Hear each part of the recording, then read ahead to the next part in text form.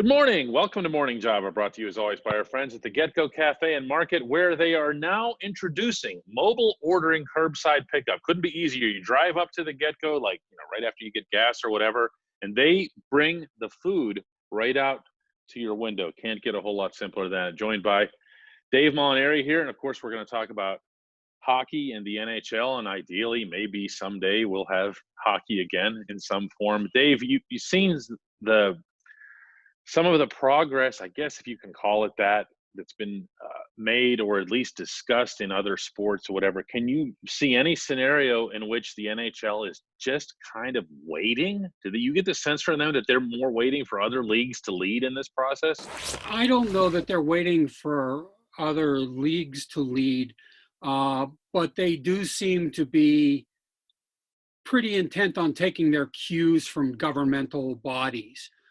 They've made it clear that they don't want just a handful of teams to get any sort of competitive advantage by being based in states that might reopen a little earlier than some other states or provinces. They seem to have a number in mind of how many of those states and provinces that have NHL clubs in them they would like to see open for practices before the league would give its blessing to go ahead and do that. But I don't know that they're necessarily looking to take their cue from other sports organizations. Right. And in fairness, the NHL, I mean, I understand Major League Baseball has the Toronto Blue Jays, but the NHL has 7 Canadian teams and would have more of a back and forth, the crossing of the border, maybe more complications in that regard. And I wonder if that isn't some of this, because we've seen some of the regulations passed in both directions, but specifically Canada with a 14-day quarantine as soon as you enter Canada. Well, imagine that. Here's a road trip to Ottawa, and everybody just got to shut down for 14 days once they get there. I just wonder how much of that this is just complication just by having to jump back and forth across the border. Oh, and I mean, that's not the only complication. You have a lot of players who are in Europe right now. Just getting them back into North America will be an issue before you try to move within countries, inside the continent. So no, it's going to be a very complicated process, certainly more difficult than Major League Baseball. I really don't know in any detail what baseball has in mind, but you would think that they could have Toronto play out of an American city if it came down to it, if that was necessary to avoid any complications from crossing the border. I don't know that that would necessarily be practical with 7 Canadian franchises or however many you would put into the Stanley Cup playoff field if you would opt to come back and go directly to the postseason. See, that's where it gets funny, though. Dave, you and I have both spent a lot of time in Canada. I think we've both gotten to understand some of Canadian culture, Canadian pride, and I'm trying to picture any scenario in which either the NHL or Major League Baseball, or for that matter, the NBA with the Toronto Raptors and anybody says, you know what, we're just going to play all of the games in the United States, and everybody in Canada would just go, yeah, that's perfectly fine with us. There's just no chance of that, is there? No, but I mean, it would be an extraordinary thing to do, but these are pretty extraordinary times. If the option is either your Maple Leafs or Blue Jays play in Buffalo or they don't play at all, take your pick. And neither right, don't participate in the playoffs. Feel free to stay out, right? Neither is necessarily an attractive option, but everybody's kind of making this up as they go along, and I don't think that anything should necessarily be ruled out of hand at this point. No, it's going to be a fascinating time for a lot of reasons, most of them not good. Yes, ideally it'll be a once in a lifetime experience for all of us. The American Hockey League finally, and I'm underscoring the term finally because it feels like we've been waiting for this for a while, and in terms of its inevitability, canceled the remainder of its season. I don't know what they were waiting on. I don't think it was ever going to be practical to finish the AHL season in these environments. They don't have the money, the broadcasting revenue coming in to have found a way to pay for conducting a Calder Cup playoffs. What took so long, Dave? Um, I really can't say what took so long, but I don't think there's any question that this was pretty much inevitable. The league's board of governors met last Friday, and it was pretty much assumed then that there was only the formality of an announcement that stood between the league and the end of its season, and that came on Monday morning. As you say, there really wasn't much doubt because it's a league that relies even more heavily than the NHL on gate revenue, and what it doesn't get from gate revenue comes from sponsorships. And if you're not having fans attending games, you're not really going to get money from either of those. So operating really wasn't an option unless you wanted to have NHL clubs underwrite the expense of doing so. And then Not you going have to some happen. independent franchises that wouldn't be getting supported by a parent club. So the AHL continuing to play really wasn't a viable option. No, and if they come back, I mean, Gary Bettman has looked at or discussed openly the possibility of a December not restart, but a December start of the following season, the following regular season. You would have to think that the AHL and all of minor league hockey would return. They'd almost have to be simultaneous, right? You would think so. As we've discussed, these are strange times, so you never want to take anything for granted. But logically, yes, you would think that the American League and the East Coast League would begin at approximately the same time the NHL would, whether that's in October or November or December or next Easter. Now here's where the here's where the conversation gets at least a little bit of fun, because you can start throwing names into the mix here. But how does this impact the Penguins? And in a weird way, it kind of could, because they now have a lot of players. We've had this discussion where you get into a game one lineup for Mike Sullivan, and he could be scratching as a healthy scratch Evan Rodriguez, Nick Bjugstad, Connor Sherry, Dominic Simone, and I'm not even mentioning Sam Lafferty, Anthony Angelo, and other young guys who had spent time in the National Hockey League. It's a weird situation.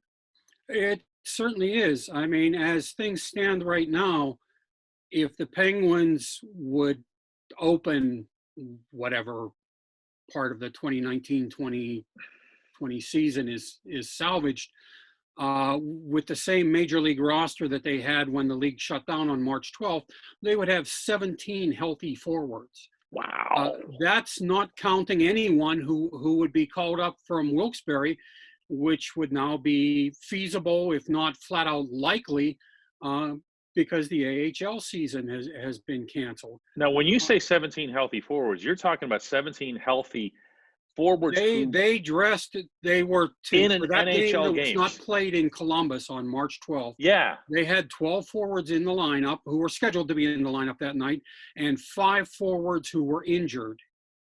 Zach Aston Reese wasn't back. That's right. Right. Yeah.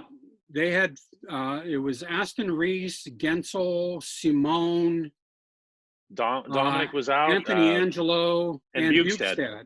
Yeah. So that takes you up to 17. Wow. And so I hadn't thought of that.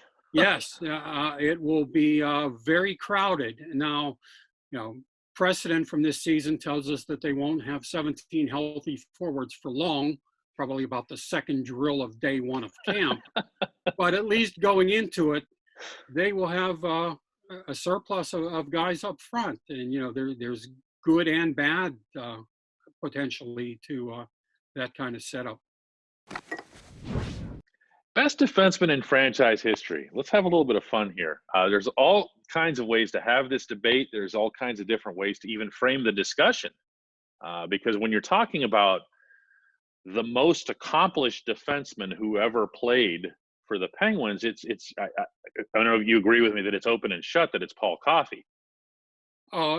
Probably, certainly, and there's no question he's the most gifted offensive defenseman who played for the franchise over the course of his career. And if I were to single out the best offensive defenseman as a Penguin, uh, it would be Paul Coffey, even though he spent the majority of his career elsewhere.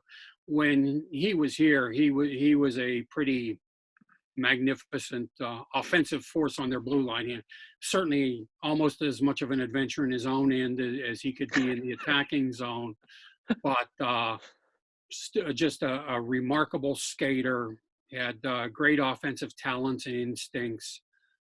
So he would be at the top of my list for an offensive defenseman, not as the overall best defenseman, though.